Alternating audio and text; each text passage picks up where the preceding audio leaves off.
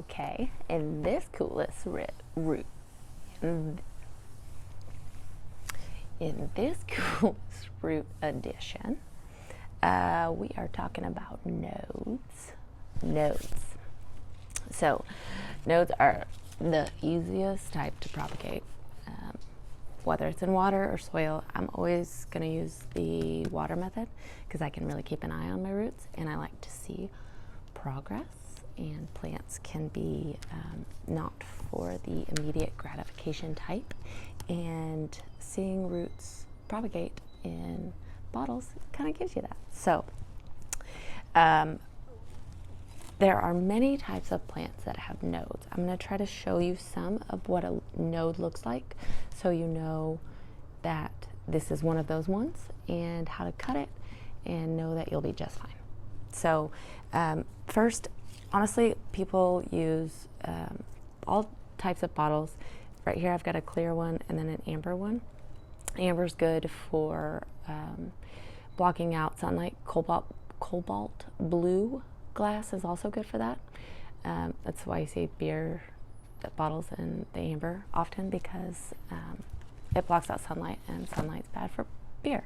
In this case, it prevents fungi, and it also you don't have to change the water as often if it's in one of these as opposed to if it's in one of these.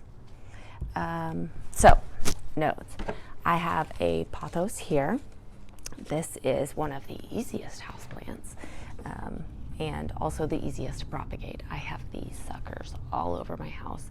I cannot give enough of them away. But they also come in all varieties. They're very cool. Don't get me wrong, I love them. They started me on houseplant love. So what I have here for you, I'm going to show you a good root system from the water. See, that's definitely more than 4 inches, but I like to wait till it's 4 inches. And what you would basically do with this is dip it in rooting powder, and then put it in your soilless soil. Make sure, honestly, with these, if you don't have rooting powder, you'll be fine. They'll be fine. Pothoses are so hardy. They can be underwatered, overwatered, and they'll still be fine. But while I've got you here, please direct your attention to, that is what we call a node. A node is where your roots are going to come from. Oh, if you notice, that is where these root systems start, right here.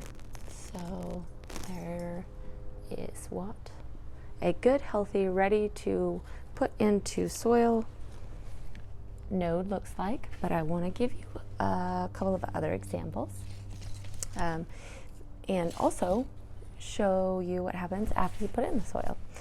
So a little time lapse, sort of, if you will. Here's another one. Oh God, so good. So good, so ready. So ready.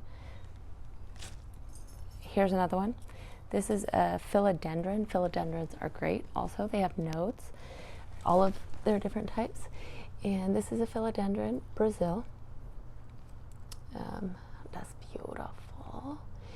And you see how the roots came from those nodes right there?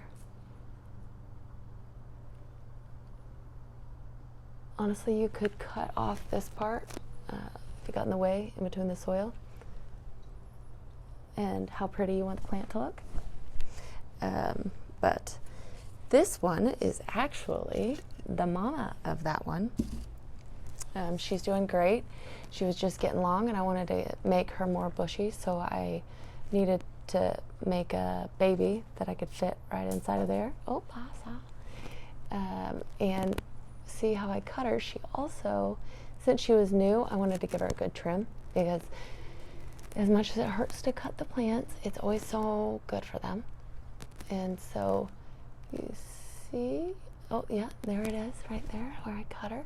And because I cut her, and I will show you, because I cut her, she is creating 2 new whole leaf branch systems here. There's one. This isn't just a whole new leaf. This is a whole new branch system. here.